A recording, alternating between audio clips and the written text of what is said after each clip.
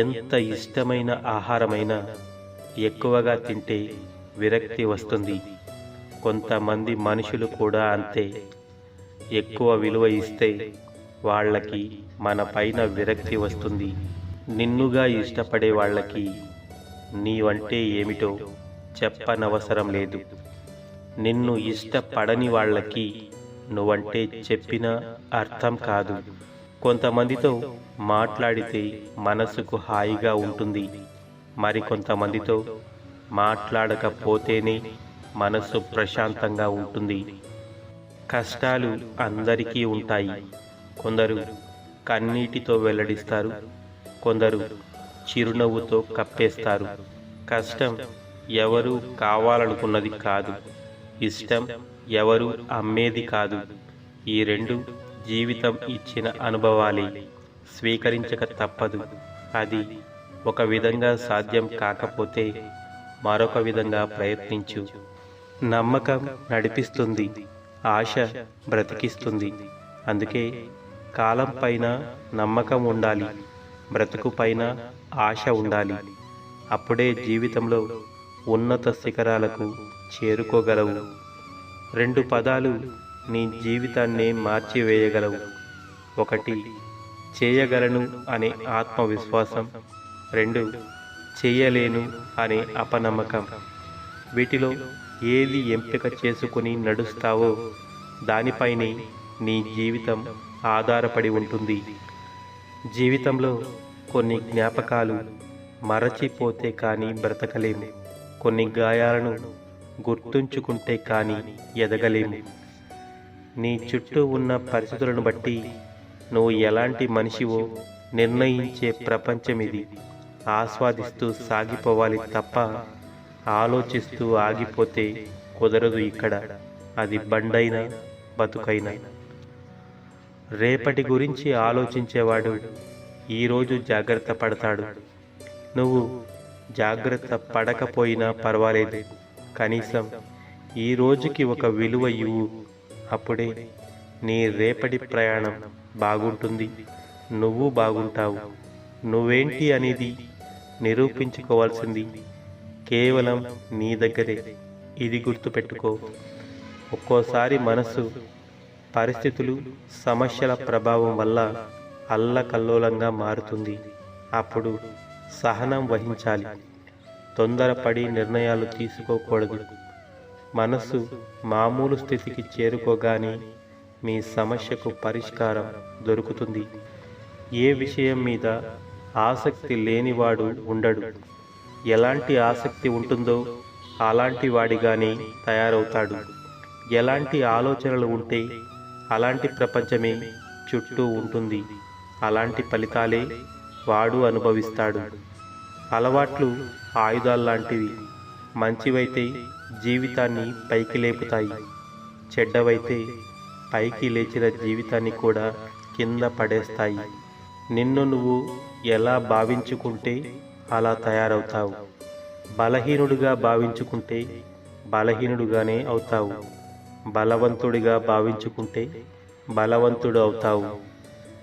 నీ జీవితం ప్రశాంతంగా ఉండాలి అంటే మనకు విలువ ఇవ్వని వారిని, మనల్ని చూసి ఈర్ష్య పడేవారిని, మనల్ని అర్థం చేసుకోకుండా మన గురించి ఇతరులకు చెడుగా చెప్పేవారిని దగ్గరకు రానివ్వకూడదు. అలాగే అనవసరమైనవి అంటించుకోకూడదు, పనికిరానివి పట్టించుకోకూడదు. అప్పుడే నీ జీవితం ప్రశాంతంగా ఉంటుంది. 10 మందికి మేలు చేసే మంచి మనసు నీదైతే నీ వెనక ఎప్పుడు 100 మంది మిత్రులు ఉంటారు. ఒక్క చెడ్డ గుణం 100 సమస్యలకు కారణం అవుతుంది. కానీ ఒక మంచి గుణం 100 సమస్యలను కూడా పరిష్కరిస్తుంది. చెడ్డ పని చేయడానికి కొంతమంది తోడు కావాలి, కానీ మంచి పని చేయడానికి సంకల్పం ఒక్కటి చాలు. అవసరం లేని కోపం, అర్థం లేని ఆవేశం ఈరోజు నీకు బాగానే ఉంటాయి, కానీ అవి రేపు నిన్ను ఒంటరిని చేస్తాయి. జీవితంలో నీకు అన్నీ దూరం అవుతున్నాయి అంటే దానికంటే గొప్పది నీకు ఏదో దగ్గరవుతోంది అని తెలుసుకో. ఎదుటివారు బాగుపడేందుకు మనం దారి చూపకున్నా పర్వాలేదు, కానీ ఎదుటివారి దారిని నాశనం చేయాలని మాత్రం ప్రయత్నం చేయకూడదు. రేపటి రోజున అదే చెడు కర్మగా మారి నీ జీవితాన్ని వేధిస్తుంది. ఎదగాలనుకున్న వాడికి చెయ్యి అందించు. రేపు ఎప్పుడైనా అవసరమైనప్పుడు మరొకరు ఖచ్చితంగా సహాయం చేస్తారు. నీ గెలుపు కోసం ప్రయత్నించు. ఎప్పటికైనా గొప్పవాడివి అవుతావు. ఈ లోకంలో ఎవరు ఒంటరివారు కాదు. చూసేటప్పుడు ఆకాశం, అడుగు వేసేటప్పుడు నేల, గొంతు తడిపేటప్పుడు నీరు, శ్వాస పీల్చేటప్పుడు గాలి, చితి మీద పడుకున్నప్పుడు నిప్పు. నువ్వు సరిగ్గా గమనిస్తే ఈ ప్రకృతి ఎప్పుడు నిన్ను ఒంటరివాడివి అనుకోనివ్వదు. నువ్వు విజయం సాధిస్తే నీ శ్రేయోభిలాషులకు నీవేంటో తెలుస్తుంది. ఒకవేళ అపజయం పొందితే నీ శ్రేయోభిలాషులు ఎవరో నీకు తెలుస్తుంది. పుస్తకాలు చదివితే జ్ఞానం మాత్రమే వస్తుంది. మనుషుల్ని చదివితే లోక జ్ఞానం వస్తుంది. జ్ఞానం లేకపోయినా పర్వాలేదు, లోక జ్ఞానం లేకపోతే బతకడం చాలా కష్టం. ఈ రోజుల్లో ఆడదాని మాయలో పడి ఇబ్బందులు పడడమే కొంతమంది పురుషులకు తలరాత అని రాసి పెడతాడు ఆ దేవుడు. ఈరోజు నువ్వు కష్టాలలో ఉండడానికి కారణం ఒక స్త్రీ అయితే, భవిష్యత్తులో నువ్వు మళ్ళీ కష్టాలలో వెళ్ళేది కూడా ఆమె వలనే. భగభగ మండే సూర్యుడు సైతం అస్తమించి చంద్రుడికి స్వాగతించి పొడమి తల్లిని చల్లబరుస్తాడు. విలవిలలాడుతున్న కష్టం కూడా ఏదో ఒకరోజు నిన్ను విడిచి సంతోషాన్ని స్వాగతించి ఆనందాన్ని ఇస్తుంది. నీ జీవితానికి ప్రశాంతత అయినా మనశ్శాంతి అయినా నీ ఆలోచన నుంచే మొదలవుతుంది. ఆత్మవిశ్వాసం సడలితే ఓటమి ప్రారంభమైనట్లే. అదే ఆత్మవిశ్వాసం మనలో బలంగా ఉంటే విజయం మనల్ని వరించినట్లే. మనం మాత్రమే ఎదగాలి అనుకున్నప్పుడు మనం పడిపోతే పట్టుకోవడానికి ఎవ్వరూ ఉండరు. మనతో పాటు మన చుట్టూ ఉన్నవాళ్ళు కూడా ఎదగాలి అనుకున్నప్పుడు పట్టుకోవడానికి 10 చేతులు వస్తాయి. మనకున్నది పంచినప్పుడు మరచిపోవాలి, కానీ మనం తీసుకున్నది మాత్రం తిరిగి చెల్లించే వరకు గుర్తుంచుకోవాలి. అప్పుడే మనం హాయిగా ఉంటాం. ఏ స్వార్థం లేకుండా, ఏమీ ఆశించకుండా మీ సంతోషంలో తన ఆనందాన్ని, మీ కష్టాన్ని కూడా తన బాధగా భరించి ఓదార్పు ఇచ్చేదే నిజమైన బంధం. జీవితంలో నిన్ను కలిసిన ప్రతి ఒక్కరికి ఒక పాత్ర ఉంటుంది. కొందరు నిన్ను వాడుకుంటారు, కొందరు నీతో ఆడుకుంటారు, కొందరు నీకు పరీక్ష పెడతారు, కొందరు నీకు నేర్పిస్తారు, కొందరు నిన్ను ప్రేమిస్తారు. అంటించే శక్తి అగ్గిపుల్లకు ఉన్నా వెలిగించేందుకు ఒక చెయ్యి కావాలి. ప్రతి రాయిలో కూడా దేవుడు ఉంటాడు, కానీ దానికి రూపం ఇవ్వడానికి ఒక శిల్పి కావాలి. అలాగే మనిషి తనను తాను నిరూపించుకోవడానికి ఒక అవకాశం కావాలి.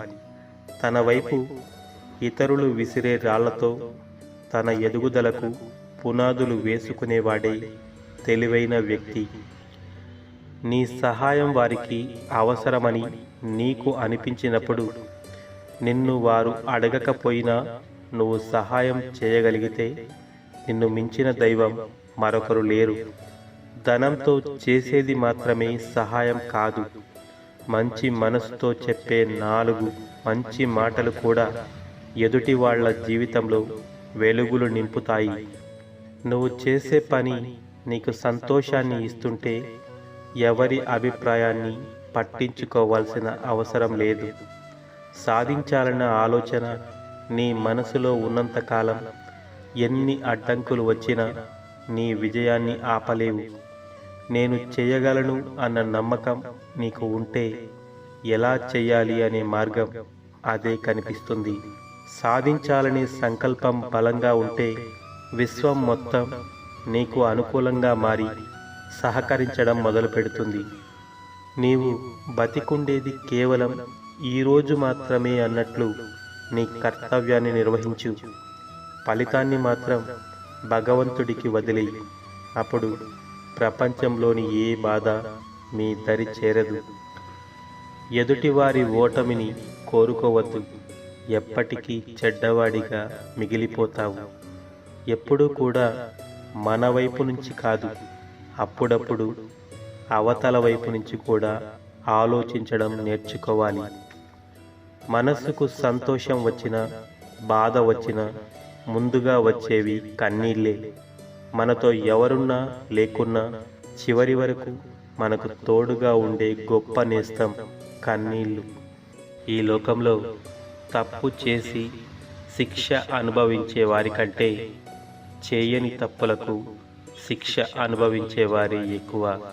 అది కూడా మానసికంగా. స్వచ్ఛత లేని స్నేహాలకు, విలువ ఇవ్వని బంధాలకు, మోసం చేసే మనుషులకు, బాధ్యత లేని బాంధవ్యాలకు, అబద్ధాలాడే అనుబంధాలకు ఒక్కటే మార్గం, అదే మౌనం. జీవితంలో ఏ బంధం గురించి ఏడవకండి. ఎందుకంటే ఏడిపించే వాళ్ళకి కన్నీటి విలువ తెలియదు. కన్నీటి విలువ తెలిసిన వాళ్ళు ఏడిపించరు. మోసం చేసేవారిలో మానవత్వాన్ని, ద్రోహం చేసేవారిలో దైవత్వాన్ని, వంచన చేసేవారిలో వ్యక్తిత్వాన్ని ఆశించడమంత అవివేకం ఇంకొకటి లేదు. చేతి రాతలో తప్పులుంటే సరిచేసుకోవచ్చు, కానీ తల రాతలో తప్పులు ఉంటే మాత్రం కష్టమైన నష్టమైన అనుభవించాల్సిందే. తలరాతలో ఎన్ని కష్టాలు ఉన్నా మీ ఆలోచనలలో అనువంతైన భయం లేనప్పుడు మీ తలరాత మిమ్మల్ని ఎప్పుడూ బాధించదు. మీ తల్లి వద్ద మీరు ఎంత చనువుగా ఉంటారో, ఎంత మంకుపట్టు పడతారో, నిజంగా అదే చనువుతో మీరు భగవంతుడి పట్ల మంకుపట్టు పట్టవచ్చు. తల్లి మీద మీకు ఎంత నమ్మకం ఉంటుందో అదే పరిపూర్ణమైన నమ్మకం భగవంతుడి పట్ల ఉండాలి.